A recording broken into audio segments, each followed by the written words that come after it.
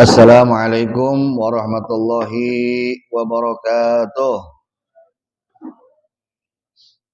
Bismillah walhamdulillah wassalatu wassalamu ala rasulillah Sayyidina Muhammad ibn Abdullah wa ala alihi wa ashabihi wa mawalah wa la hawla wa la quwwata illa billah. Subhanaka la ilma lana illa ma 'allamtana innaka antal alimul hakim. Rabbi syrah li sadri wa yassir li amri wahlul 'uqdatam min lisani yafqahu qawli. Rabbi zidna ilman warzuqna fahman wa atina hikmatan. Allahumma barik lana fi majlisina hadza bi rahmatika ya arhamar rahimin. Amma ba'du, ahlan wa sahlan wa marhaban bi hudurikum wa bi qudumikum. Al-Fakir ucapkan kepada seluruh dan segenap para habaib, para asatidzah, para masyayikh, para jamaah sekalian rahimakumullah. Alhamdulillah wa syukrulillah, tsumma alhamdulillah wa syukrulillah. Berkat taufik, hidayah, riayah, hirasah, himayahnya Allah Subhanahu wa taala, kembali kita dapat berkumpul bersilaturahmi dalam rangka menghadiri, mengikuti, memeriahkan, menyemarakkan, meramaikan, mensyiarkan majelis rutinan yang rutin kita selenggarakan di setiap pekannya di Pondok Pesantren Rubat Huraidah ini. Dan semoga duduknya kita, kumpulnya kita terhitung sebagai amal ibadah kita di sisi Allah Subhanahu wa taala. Dan semoga Allah Subhanahu wa taala balas dengan berbagai macam kebaikan yang berlipat ganda. Amin ya rabbal alamin. Ma'asyiral jamaah rahimakumullah. Selanjutnya mari sama-sama kita lanjutkan kembali pelajaran kita, taklim kita, kajian kita, dan kita masih membahas tafsir surah Yasin. Dan saat ini kita sudah sampai ke ayat yang ke-37. Tapi sebelum itu, mari sama-sama kita baca terlebih dahulu ayat ke-37 sampai ke-40. Kita baca bareng-bareng, mudah-mudahan Allah Subhanahu wa taala memberikan keberkahan buat kita semua. A'udzu billahi minasyaitonir rajim. Wa ayatul lahumul lailu naslahu minhun nahara fa idahum mudlimun. Wasyamsu tajri li mustaqarrin laha. Dzalika taqdirul azizil alim. Wal qamara qaddarnahu manazila hatta 'ada kal 'urjunil qadim. La syamsu yanbaghi laha an tudrikal qamara wa la lailus sabiqun nahar. Wa kullum fi falaki yasbahun. Sadaqallahul azim. Wa ayatul lahumul lailu naslahu minhun nahara fa idahum muzlimun. Wa ayatul lahum dan suatu tanda juga. Wa ayatu dan suatu tanda juga lahum bagi mereka. Siapa mereka? yakni orang-orang kafir yang tidak percaya, ragu-ragu terhadap kebangkitan setelah kematian. Wa ayatu dan suatu tanda juga bagi mereka, yaitu al-lailu, waktu malam, naslahu, yang kami lepaskan, yang kami tanggalkan, yang kami kupas. Salakha yaslahu itu diartikan seperti kita menguliti hewan. Kemarin kita lagi korban tuh, Ya, kita kulitin tuh hewan, mau itu kambing, mau itu sapi, kulitnya kita lepasin sehingga kelihatan dagingnya. Nah itu dalam bahasa Arab disebut salaha yaslahu. Naslahu, kami lepaskan, kami tanggalkan. Seperti lepasnya kulit dari daging. Minhu, dari waktu malam tersebut, an-nahara, waktu siang hari. Fa idahum mudlimun, maka seketika itu pun mereka dalam kegelapan. Jadi waktu siang ini diibaratkan seperti kulit yang lepas dari daging. Dan waktu malam itu seperti diibaratkan seperti daging yang dibungkus kulit. Jadi begitu kulit dilepas, maka kelihatanlah dagingnya. Nah, begitu siang pergi, maka masuklah waktu malam, masuklah kegelapan. Nah, dari ayat ini kita bisa tahu bahwa sebelum siang itu malam dulu.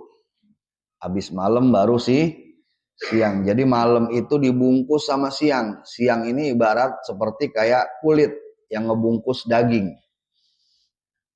Makanya kalau masuk waktu malam berarti udah masuk hari baru. Kita kalau hitungan kalender Hijriah itu ngitungnya bukan dari besok. Bukan ntar jam 12 malam. Tapi begitu terbenam matahari udah masuk hari yang baru. 6. Wa syamsu tajri li mustaqarril laha dzalika taqdirul azizil alim. Wa syamsu, dan matahari tajri, berjalan atau berlari. Masya yamshi itu jalan, tapi jalannya biasa aja, nggak terlalu cepat. Tapi kalau jaro yajri itu diartikan jalan yang cepat, atau bisa kita bilang lari. Wa syamsu tajri, dan matahari ini berlari. Li mustaqarril laha, di tempat peredarannya, di orbitnya. Dalika, yang demikian itu takdir, merupakan ketetapan Al-Aziz dari Allah yang maha perkasa, Al-Alim juga yang maha mengetahui. Wal qamara, dan begitu juga bulan. Qaddarnahu, kami telah tetapkan. Manazila, tempat peredarannya, orbitnya. Hatta ada kal urjunil qadim, sehingga setelah ia sampai lagi ke orbitnya, ke tempat peredarannya, ada ia kembali kal urjunil qadim, seperti tangkai bunga, tangkai pohon korma yang tua. Bulan tuh dari mulai bulan sabit, terus kemudian nanti puncaknya bulan bulat, bulan purnama, ntar balik lagi kayak bulan sabit. Itu bulan sabit begitu tuh. Kalau kita lihat tangkai pohon korma yang udah tua tuh sama bentuknya, ngelengkung begitu. Kal urjunil qadim. La syamsu yanbaghi laha an tudrikal qamar. Tidak akan matahari ini mendahului bulan. Wala lailu sabiqun nahar, dan juga malam mendahului siang. Wa kullu fi falaki yasbahun. Semuanya, matahari, bulan, malam, siang, masing-masing berjalan pada garis orbitnya, pada garis edarnya. Naam. Sadaqallahul aliyul azim. Berkaitan dengan ayat ini, Al-Imam Al-Alusi dalam kitab tafsirnya mengatakan, wa qauluhu ta'ala wa ayatul lahumul lailu, dan adapun firman Allah Subhanahu wa taala, Wa ayatul lahumul lailu, dan tanda bagi mereka al-lailu waktu malam, dan seterusnya. Bayanun merupakan suatu penjelasan liqudratihi ta'ala al-bahirah, merupakan penjelasan tentang kekuasaan Allah Subhanahu wa taala al-bahirah yang sangat luar biasa fi zaman, yang berkaitan dengan aspek waktu. Ba'da ma bayyanaha subhanahu fil makan. Setelah sebelumnya Allah Subhanahu wa taala menjelaskan kekuasaannya pada aspek yang berkaitan dengan tempat. Sebelumnya kan Allah Subhanahu wa taala sampaikan tentang tanah yang tandus, yang mati, yang gersang. Kemudian turun air hujan. Tanah yang tandus, yang gersang tersebut dengan air hujan tadi menjadi hidup, tumbuh berbagai macam tumbuhan di dalamnya. Nah, itu tanda-tanda kekuasaan Allah yang berkaitan dengan tempat. Setelah Allah Subhanahu wa taala sebutkan, sampaikan, jabarkan kekuasaan yang berkaitan dengan tempat, sekarang Allah Subhanahu wa taala sampaikan, jabarkan, beritahukan kepada mereka, ingatkan kepada mereka kekuasaannya Allah Subhanahu wa taala berkaitan dengan waktu. Dari malam berganti siang, dari siang berganti malam. Dan kemudian Allah Subhanahu wa taala juga sebutkan bagaimana matahari dan bulan itu bekerja. Yang kesemuanya itu juga berkaitan dengan waktu siang dan juga malam. Di dalam ayat lain dalam suratul Fussilat Allah Subhanahu wa taala berfirman, qala ta'ala wa min ayatihi al-lailu wan naharu wasyamsu wal qamar. Di suratul Fussilat Allah berfirman, wa min ayatihi, dan di antara tanda-tanda kekuasaannya Allah Subhanahu wa taala, al-lailu, adanya waktu malam, wan nahar, dan juga adanya waktu siang, wasyamsu, dan juga adanya matahari, wal qamar, dan juga adanya bulan.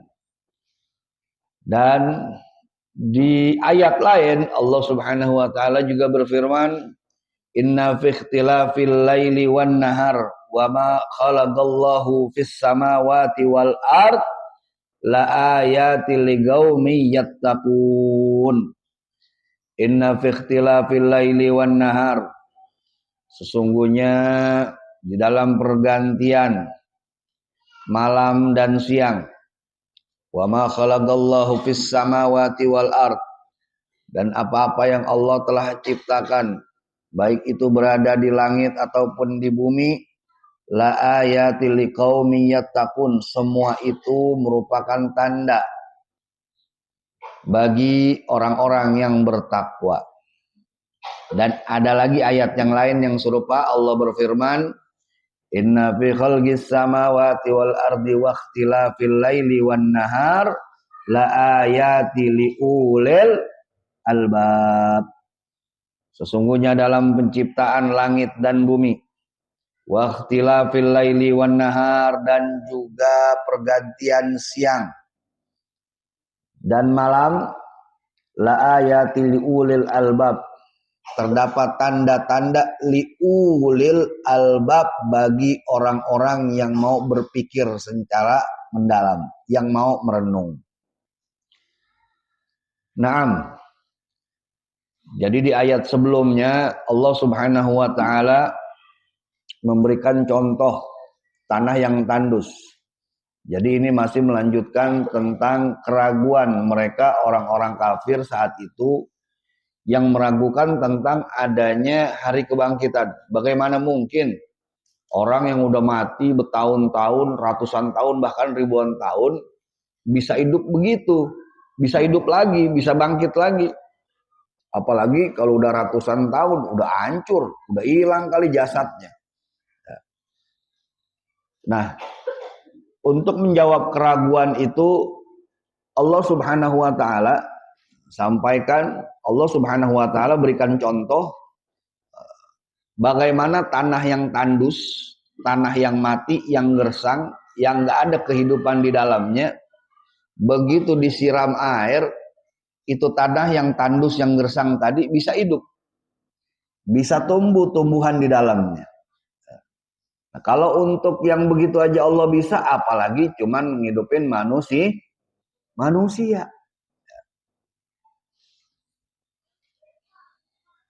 Jadi tanah yang tandus tadi berubah menjadi tanah yang hijau yang penuh dengan tumbuh-tumbuhan. Jadi tanah yang tandus itu diibaratkan seperti kematian. Tanah yang penuh tumbuhan itu diibaratkan seperti kehidupan setelah adanya kematian. Di ayat ini Allah Subhanahu wa taala memberikan contoh dari waktu siang dan waktu malam. Apa hubungannya, Bib? Kalau tanah yang gersang ya, itu masih nyambung dah, bisa kita ibaratkan seperti orang yang mati. Kemudian orang yang mati tadi bisa hidup lagi. Dengan adanya air hujan, dengan adanya air yang mengairi. Nah, kalau urusannya siang sama malam ini apa hubungannya? Nah, di sini juga Allah kasih perumpamaan waktu siang dan malam. Waktu malam ini diibaratkan seperti kematian. Siang diibaratkan seperti kehidupan atau kebangkitan. Makanya kalau malam ini waktunya tidur. An-naumu akhul maut. Tidur itu saudaranya mati. Tidur itu saudaranya mati. Mati kecil. Mati besarnya nanti kalau ajal udah datang. Makanya kalau doa bangun tidur itu redaksinya alhamdulillahilladzi ahyana ba'dama amatana wa ilaihin nusyur. Alhamdulillah, segala puji hanya milik Allah. Alladzi yang ahyana telah menghidupkan kami ba'dama amatana setelah matinya kami. Wa ilaihin nusyur, dan kepadanya lah kami nanti akan dikumpulkan. Nah, jadi kalau mereka bingung bagaimana itu orang yang udah mati bisa bangkit lagi, bisa dihidupin lagi. Ya kita tiap hari mati. Dan tiap hari Allah bangkitin kita lagi. Tiap hari kita dimatikan oleh Allah, dan tiap hari juga kita dibangkitkan oleh Allah Subhanahu wa ta'ala. Jadi ini juga membuktikan bahwa Allah Subhanahu wa ta'ala sangat mampu untuk membangkitkan orang-orang yang telah mati. Gak usah bingung-bingung, kata Allah. Lihat tuh, malam dia mati, pagi dia bangkit lagi. Ntar malam dimatiin lagi sama Allah. Terus ntar dibangkitin lagi. Bisa. Kenapa untuk ngebangkitin lagi nanti gak bisa? Jadi tiap hari ini kita dimatiin sama Allah. Dimatiin ntar dibangkitin lagi. Dimatiin ntar dibangkitin lagi. Ini kita lagi dilatih untuk menghadapi kematian. Tiap hari kita dimatikan oleh Allah Subhanahu wa ta'ala dengan mati kecil. Tapi alhamdulillahnya tiap hari juga kita masih dikasih kesempatan dengan dihidupkan lagi oleh Allah Subhanahu wa ta'ala. Untuk apa? Salah satu tujuannya supaya kita bisa memperbaiki diri kita, supaya lebih baik dari hari kemarin. Ya. Makanya begitu bangun tidur, kita berdoa kepada Allah, kita muji kepada Allah. Segala puji bagi Allah yang telah menghidupkan kami setelah mematikan kami. Wa ilaihi nusyur, dan nanti begitu kematian yang benar-benar datang, maka kami akan dikumpulkan kepada Allah Subhanahu wa taala. Jadi kita tiap hari latihan mati. Nah, karena itu mumpung kita masih dikasih umur, nih kita lagi dilatih mati nih. Latihan mati tiap hari, dimatiin, dibangkitin lagi, dimatiin, dibangkitin lagi. Salah satu tujuannya supaya Allah pengen kita lebih baik lagi. Allah masih kasih kesempatan tuh. Oh, hari kemarin belum terlalu baik. Hari ini dibangkitin lagi sama Allah. Ayo perbaiki. Perbaiki ucapan kita. Perbaiki tingkah laku kita. Perbaiki perbuatan kita. Perbaiki sikap kita. Perbaiki gaya hidup kita. Perbaiki akhlak kita. Sudah seharian tuh kita perbaikin, ntar kita dimatiin lagi sama Allah. Besokannya Allah masih kasih lagi kita kesempatan untuk memperbaikin lagi. Nah, makanya disebutkan oleh Nabi kita Muhammad SAW, orang yang beruntung itu adalah orang yang hari ini lebih baik dari hari kemarin. Hari ini lebih baik dari hari kemarin. Kalau hari kemarin belum baik, hari ini lebih baik, maka itulah orang yang beruntung. Oh, hari kemarin sholatnya masih bolong-bolong. Alhamdulillah, hari ini sholatnya udah istiqomah. Oh, hari kemarin ucapannya, perbuatannya masih banyak yang bertentangan dengan apa yang Allah perintahkan. Hari ini ucapannya, perbuatannya, sikapnya, tingkah lakunya sudah lebih banyak yang berkesesuaian dengan apa yang Allah perintahkan. Berarti beruntung. Dan ada golongan orang yang kedua, orang yang rugi. Orang yang rugi yaitu orang yang hari ini sama hari kemarin sama aja, begitu-gitu juga. Ini kita udah masuk tahun 1448 Hijriah. Kita udah lewatin tahun 1447 Hijriah. Kita doakan, kita mohon kepada Allah semoga tahun kemarin menjadi tahun yang baik buat kita. Dan tahun ini jadi tahun yang lebih baik buat kita juga. Amin ya robbal alamin. Tapi kalau hari ini, tahun ini sama tahun kemarin sama aja. Gitu-gitu juga, nggak ada peningkatan. Nggak ada peningkatan. Dalam hal ibadahnya, dalam hal dunianya boleh mungkin dia meningkat. Oh, tahun kemarin belum punya motor, tahun sekarang udah punya motor. Tahun kemarin dia belum punya iPhone, sekarang udah punya iPhone, 2 lagi. Walaupun kredit misalkan. Ya. Tahun kemarin dia belum punya mobil, tahun sekarang udah punya mobil. Oh, ada peningkatan. Itu nggak dihitung, nggak dilihat sama Allah. Tahun kemarin dia belum punya rumah, tahun sekarang udah punya rumah, nggak dilihat sama Allah. Yang dilihat ibadah kita, yang dilihat urusan akhirat kita. Bagaimana urusan akhirat kita? Meningkat atau sama aja dari kemarin?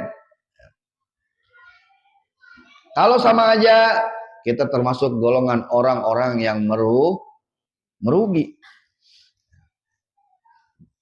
Ibarat orang jualan. Orang jualan, ya, dia punya modal 1 juta. Bulan Januari dia buka toko dengan modal 10 juta lah. 10 juta. Begitu bulan Desember, dia tutup buku, dia hitung-hitung, keuntungan kotornya sekian, keuntungan bersihnya 10 juta juga. Enggak kurang, kagak nambah. Enggak kurang, enggak nambah. Kalau hitung-hitungan matematika pada umumnya, dia enggak rugi. Tapi kalau hitung-hitungan orang ekonomi, dia rugi. Modal 10 juta, tetap 10 juta enggak ada keuntungan, dia rugi. Imam Ghazali mengibaratkan di dalam kitab Bidayatul Hidayahnya, orang yang selama hidupnya ngamalin yang fardu aja. Yang fardu aja diamalin. Sholat 5 wajib enggak dia tinggalin. Puasa Ramadan enggak dia tinggalin. Pokoknya ibadah-ibadah yang wajibnya aja yang dia kerjain, yang sunahnya enggak dia kerjain. Kata Imam Ghazali, itu orang yang rugi. Ya, karena ibadah fardu ini ibarat modal. Ibarat modal. Kita punya duit 10 juta. Di akhir tahun begitu tutup buku, kita rekap tetap 10 juta. Enggak kurang, tapi enggak nambah. Nah, hitungan orang ekonomi, hitungan pedagang, itu rugi. Nah, itu ibarat orang yang hanya menunaikan ibadah fardu aja. Dan adapun ibadah sunnah itu bonus. Itu bonus. Itu laba, itu baru keuntungan. Jadi kalau orang yang dia menunaikan yang wajibnya, dia menunaikan juga yang sunnahnya, ibarat orang jualan modal 10 juta. Begitu akhir tahun tutup buku dihitung-hitung ternyata keuntungan bersihnya 15 juta. Nah itu namanya untung. Selain dia melaksanakan kewajiban fardunya, dia tambah juga dengan sunnahnya. Jadi orang yang hari ini sama dengan yang kemarin, itu orang yang merugi di sisi Allah subhanahu wa ta'ala. Dan orang yang celaka, yang parahnya orang yang celaka, yaitu orang yang hari ini lebih buruk dari hari kemarin. Hari ini lebih buruk dari hari kemarin. Nambah umur bukannya nambah bener, nambah edan. Nambah umur bukannya nambah bener, malah nambah ngaco. Nambah umur bukannya nambah bener, malah tambah ngawur. Ini berarti lebih buruk daripada hari kemarin. Ini orang-orang yang celaka. Na'udzubillahi min dzalik. Jadi mudah-mudahan kita bisa memperbaiki diri kita. Mudah-mudahan setiap harinya diri kita bisa lebih baik dan lebih baik lagi, sehingga hidup kita ditutup dengan penutupan yang baik, insya Allah. Naam, dan adapun hikmah adanya siang, adanya malam, nah, ini juga merupakan satu karunia dari Allah Subhanahu wa ta'ala. Bayangin kalau di hari siang mulu nggak ada malamnya, atau malam mulu kagak ada siangnya. Kayak di negara mana tuh kagak ada waktu malam? Gimana? Finlandia apa mana tuh? Ya, nah itu bukannya nggak ada waktu malam, cuman malamnya tuh nggak terlalu gelap. Ya, bayangin tuh. Makanya alhamdulillah ada malam, ada siang. Wa ja'alna laila libasa, dan Allah jadikan malam ini libas, pakaian yang menyelimutin kita. Maksudnya malam ini waktunya kita istirahat, melepaskan penat kita setelah seharian kita bekerja. Wa ja'alna nahara ma'asya, dan kami jadikan nahara, waktu siang ini, ma'asya, sebagai waktu untuk mencari kehidupan, mencari penghidupan. Ya. Ada yang kerja, ada yang jualan, ada yang usaha, macam-macam. Dikasih sama Allah Subhanahu wa ta'ala waktu siang. Jadi siang ini waktunya kerja, waktunya usaha. Malam waktunya tidur. Jadi kalau ada yang kerja malam, sip malam, berarti bid'ah itu. Nah, berarti bid'ah bertentangan dengan ayat ini. Ya. Malam waktunya istirahat.